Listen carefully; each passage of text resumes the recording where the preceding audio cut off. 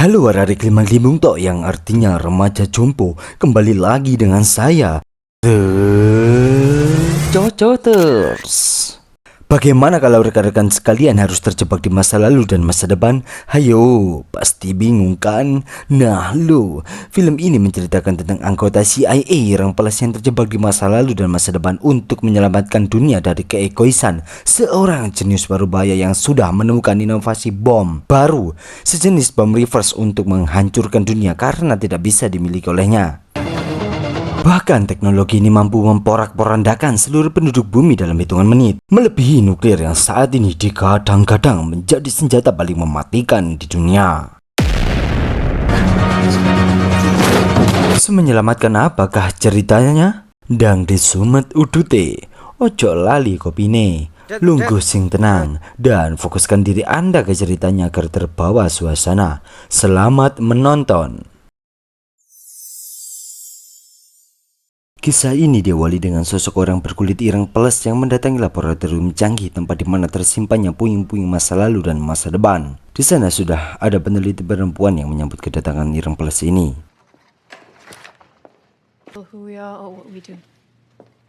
Lalu ireng peles menjelaskan bahwa dia adalah agen CIA yang diutus untuk menelusuri lebih dalam tentang isu-isu atau rumor yang beredar di kalangan mereka tentang ditemukannya senjata inversi yang bisa menembak mundur. Tidak seperti senjata api konvensional pada umumnya, senpi inversi ini bisa berdampak ke masa lalu, sedangkan etanol, nuklir, potas, aki berjalan, undang-undang yang awuran, itu bisa berdampak ke masa depan.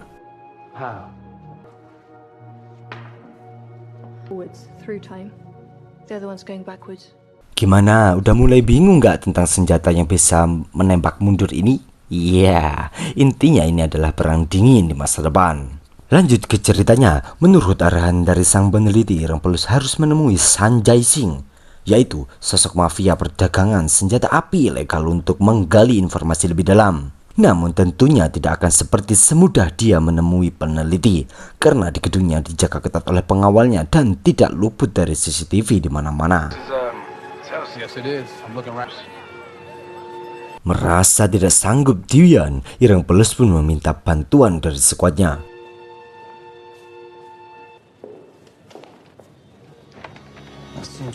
Lalu datanglah Naik dengan ide briliannya menggunakan pelontar untuk menembus kediaman Sanjay Singh tanpa adanya kegaduhan.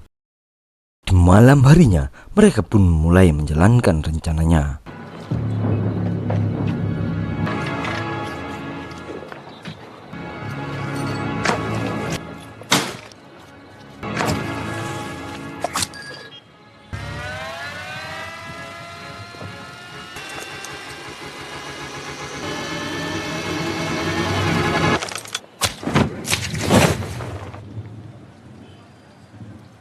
Satu persatu penjaga mulai dilumpuhkan hingga sampailah mereka di depan mata kepala Sanjay Singh.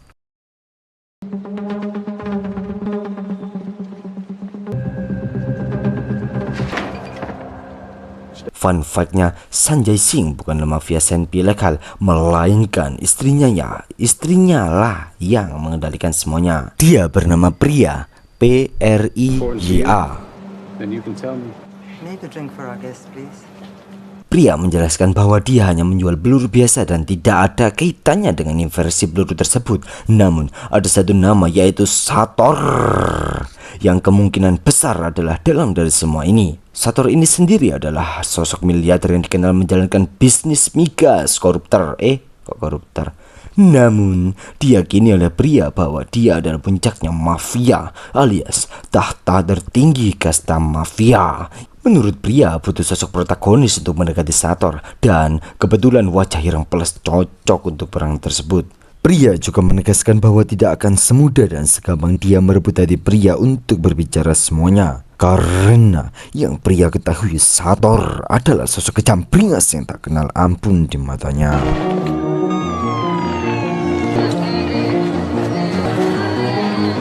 Keesokan harinya, ireng peles pun menemui salah satu informannya di agen CIA, yaitu Sir Michael, untuk menggali informasi tentang Sator ini.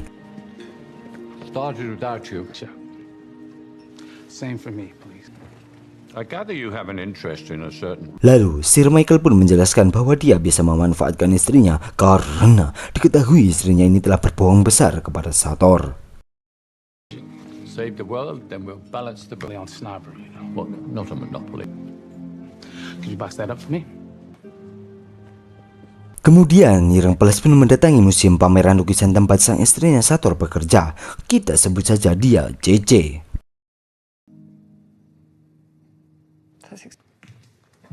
Work. For work to do before any kind of valuation, microscopic examination, X-rays. Dengan berpura-pura menjadi miliarder, dia mengambil lukisan palsu yang diberikan oleh Sir Michael tadi untuk menyekak CC agar mau membuka mulut tentang suaminya Sator. You mean blackmail? I'm sorry to tell you, got there first. Dan terjadilah tawar-menawar yang sangat ditawar. Shoes, the watch. People who've met. Police. Prison. Belum juga selesai bernegosiasi, tiba-tiba datanglah pengawal CC untuk menjemputnya. Mengetahui bahwa akan terjadi keributan, Ireng Peles pun memberi nomornya di kiri CC apabila nanti berubah pikiran. You won't be taking my call. Might surprise you.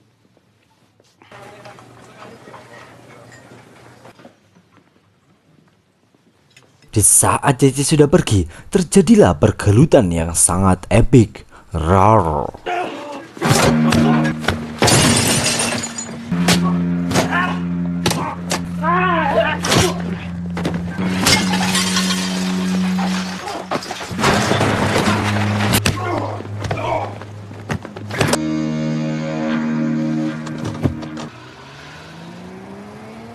Dan yap, keesokan harinya CC berubah pikiran untuk menghubungi Ireng Peles untuk berbicara.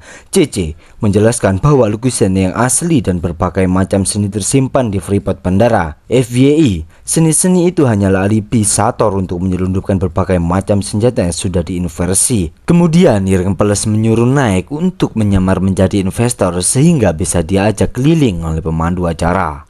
The structure of the vaults is based on depending on each other's damage to one structure won't compromise.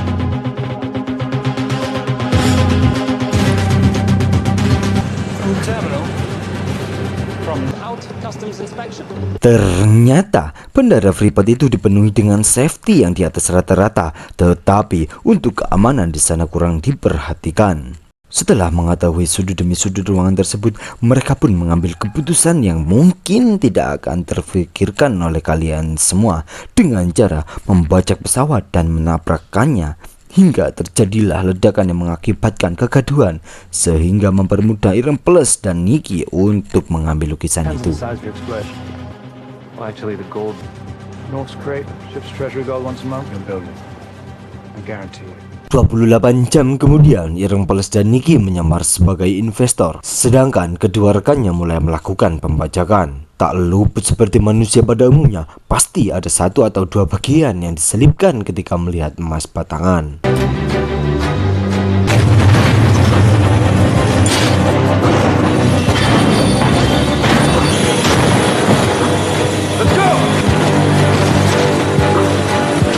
Ketegangan dimulai saat kedua rekan ini mulai teladap menabrak apapun yang di depannya.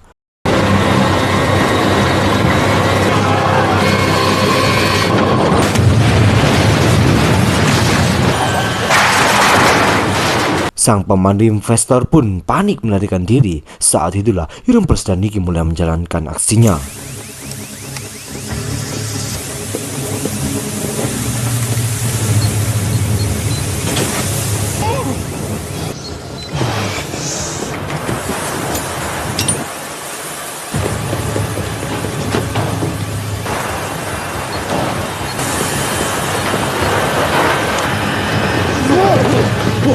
Namun, di tengah jalan mereka menemukan kejanggalan kaca yang sudah retak tertembus peluru.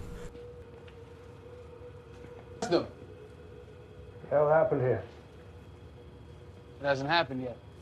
Saat belum selesai memastikan kejanggalan itu, moro-moro muncul seseorang dari balik tirai besi dan terjadilah adegan kemunduran.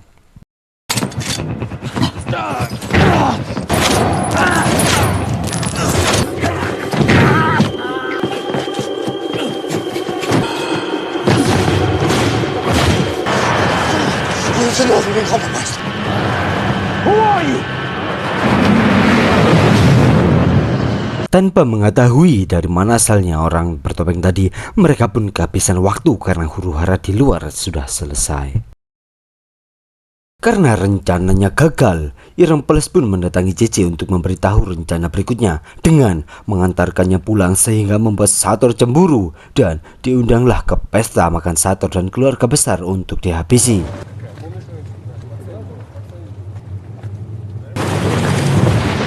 Namun yang menarik, ternyata Irengpeles kesana tidak sebagai orang telongor. Ia membawa tawaran yang sangat tidak mungkin ditolak oleh Sator. Dengan pedenya, Irengpeles pun cengenges-cengenges di hadapan mafia paling kejam di dunia.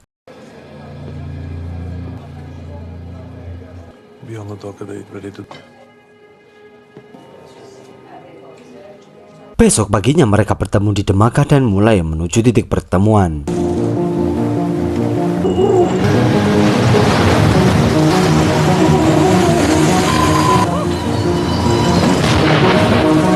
Dengan amarah dan dendam yang sudah muntap, JJ melepas tali pengaman untuk menjatuhkan Sator dan tewas. Tetapi bukan itu yang diinginkan oleh Irengpeles sehingga dia menyelamatkan si Sator yang kejam ini. Malam harinya Sator memanggil Irengpeles karena telah menyelamatkannya. Merasa berhutang budi, Sator mempersilahkan Irengpeles untuk meminta satu permintaan yang pasti diberikan oleh Sator. Irengpeles pun meminta bantuan dia membantu mencuri 241 atau sumber daya plutonium yang hanya ada satu di dunia ini. Sator pun menyetujui itu yang padahal itu adalah salah satu strategi Irengpeles untuk mengelabui Sator. Keesokan harinya mereka mulai menjalankan aksinya tanpa sepengetahuan Sator. Mereka pikir bisa mengelabui Sator dengan segampang itu. Ternyata kesalahan besar karena seperti yang saya jelaskan, dia adalah seorang jenius pencipta peluru inversi menembus masa depan dan masa lalu.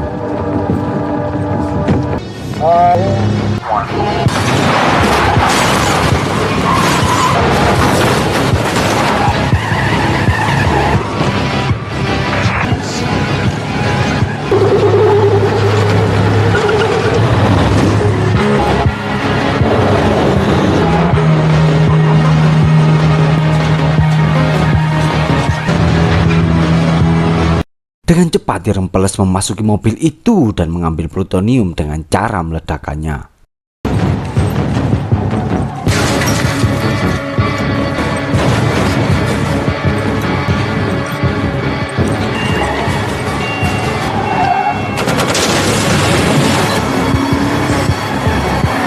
Dengan membawa JJ sebagai jaminan sebelum didorong dasnya, Sator menawarkan pertukaran dengan plutonium tersebut. Karena di sini Irengpeles berperan sebagai protagonis, jadi dengan segala resiko mau tidak mau dia harus menyelamatkan seorang nyawa dahulu.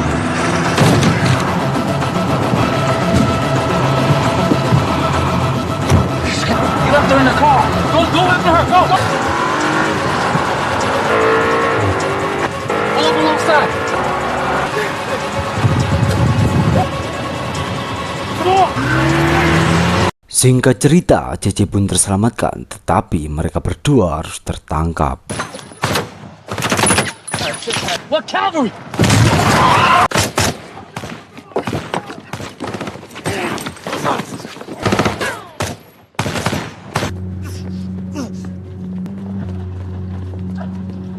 Sinilah mereka sekarang di gedung ruangan milik Sator untuk diinterogasi. Tell me now, is it really in the BMW? I don't take time to look. Ternyata Irengpeles menyembunyikan plutonium tersebut dan hanya memberikan kopernya saja. Setelah mendapatkan informasi itu, Sator pun bergegas pergi ke masa lalu untuk mengambil plutonium.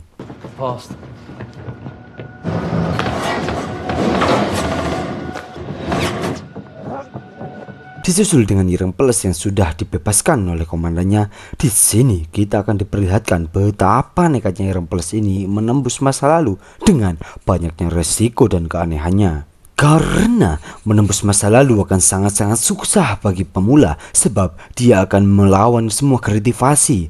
Walak-walik dunia, angin terbalik, refleksi, paru-paru mundur, bolos kerja, utang yang belum dibayar, token habis, mancing boncos, dan ada batas waktu tertentu sebelum dia kembali ke normalnya. Dan misi pun berganti ke penyelamatan JJ yang harus segera mendapatkan perawatan sebelum dia meninggal. Karena satu-satunya cara untuk menghentikan Sator adalah dengan JJ yang harus sehat dan kembali ke masa lalu untuk mempertahankan hidup Sator sedikit lebih lama sebelum dia pundir dengan plutonium itu. Di sini kita diberitahu siapa orang bertopeng di awal video tadi, karena di sini ada dua sisi masa lalu untuk mencari keberadaan lukisan yang tadi di awal video, dan yang kali ini dia mencari ambulance.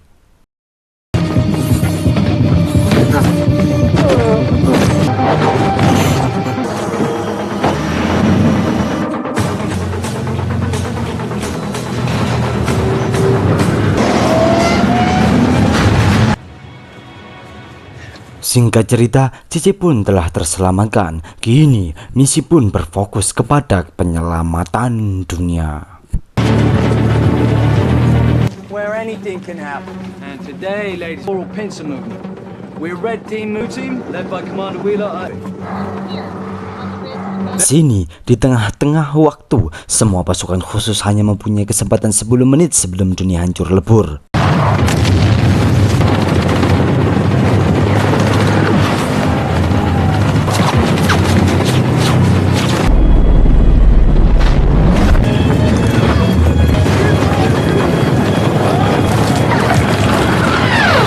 Dan sebenarnya mereka tidak sedang melawan siapa-siapa, melainkan hanya menghindari ledakan demi ledakan yang mereka buat sendiri karena waktu berjalan tak jelas.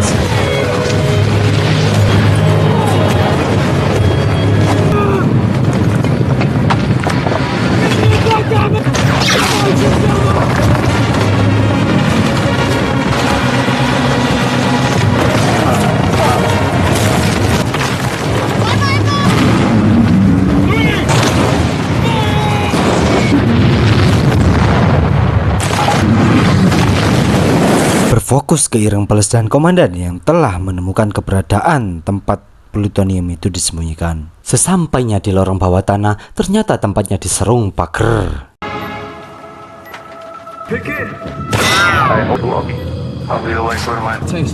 Terjadi negosiasi yang sangat alot.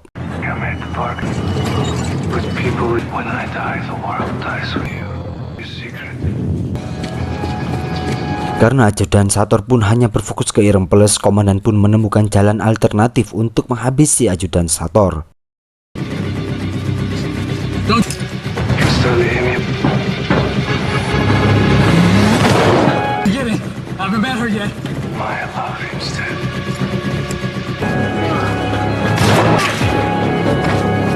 Saat bersamaan, Naik pun mengambil posisi untuk menarik mereka berdua.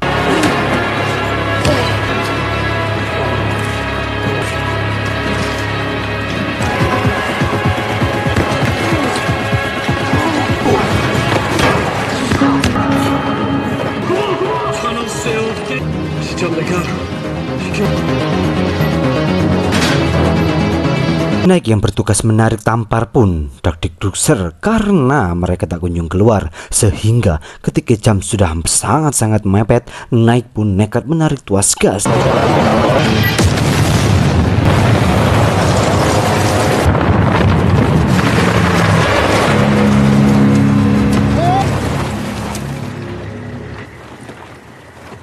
Dan ternyata mereka semua selamat dengan muncul ke permukaan.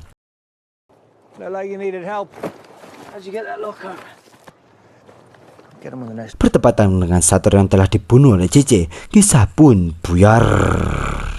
Subscribe lah woi, subscribe. Bagi kalian yang ingin request film, silahkan isi di kolom komentar. Film ini saya rating 6/10 karena sangat rumit dan sulit dimengerti seperti kaum Hawa. Terima kasih atas perhatiannya. Saya The Coco terus pamit undur diri. Sampai jumpa di next video.